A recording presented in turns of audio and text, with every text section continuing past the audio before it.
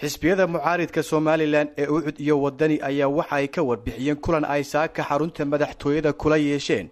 madaxweynaha Somaliland Muuse Biixi Cabdi kagana wada hadlayeen fardaaminta khilaafka komishanka doorashooyinka gudoomiyaha xisbiga mucaaridka ee wadani Cabdiraxmaan Ciro oo ku hadlay afka labada xisbi waxa uu sheegay in madaxweyne Muuse Biixi uu si cad labadooda xisbi ugu wargeliyay in aanu kala dari karin komishanka cusub ee doorashooyinka isla markaana aanu fulin karin qodobadii ay soo saareen guddiga dhexdhexaadintu oo qodobkaasi ka mid ahaa waxaana ay labada xisbi ugu baaqeen komishanka cusub ee doorashooyinka in ay qaranka u turaan oo ay iscasilaan si dalkan doorasho uga qabsoonto isla markaana guddiga dhexdhexaadinta iyo beesha caalamkana waxa ay ugu baaqeen in ay doorkooda ka qaataan fardaaminta khilaafkan waxaana hadaladii gudoomiye Ciro ka mid ahaa waxa ka warqabteen guddigii dhexdhexaadinta ee saddexda xisbi iyo madaxweynaha go'aamayna soo saareen 16 bishii 12aad go'aankana sida ka warqabteen saddexda xisbiba way aqbaleen labada xisbi waxay aqbaleen gogashii madaxweynuhu u fidiyay waxaana isugu yimaadeen kulanka koowaad madaxweynaha iyo labada gudoomiye ay isla qaateen waxa madaxweynuhu codsaday in la siiyo 48 saacadood waxaanu ka wada hadalnay sidii loo fulin lahaa saddexdii qodob ay soo saareen guddiga dhexdhexaadintu ee ahaa kala dirista komishanka hadda jooga soo celinta komishankii hore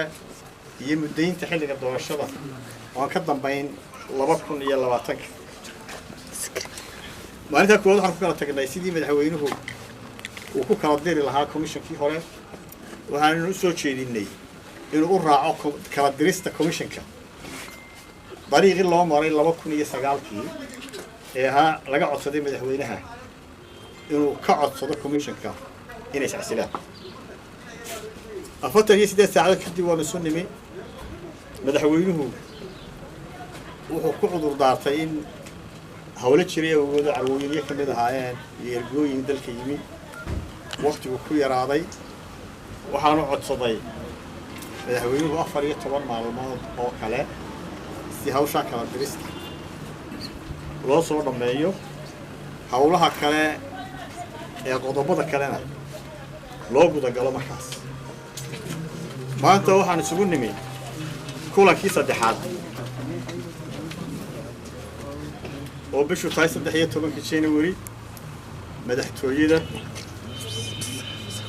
waxa shaqada ka soo qayb galay madaxweynaha iyo ku-xigeenka labada gudoomiye iyo xubno ka socda saddexda xisbi qaran oo dheeraada maanta madaxweynuhu waxaan ka filaynay the progress report iyo wixii uu qabsoomay waxaana gunaanadkiisu noqday madaxweynuhu inaanu fulin karaynin kala diristii guddiga doorashooyinka ee hadda jooga arrintaas oo ka gacan taagtay inuu fuliyo taasoo macnaheedu waxa yahay inaanay fulinaynin go'aamadii guddiga dhexdhexaadinta labada xisbi waxay ugu baaqayaan komishanka hadda jooga si dalka ay uga qabsoonto doorashooyin waqtiga u degdeg badan ee suurtagalka ah iyagoo u turaya dalkooda inay iscasilaan baanu ugu baaqaynaa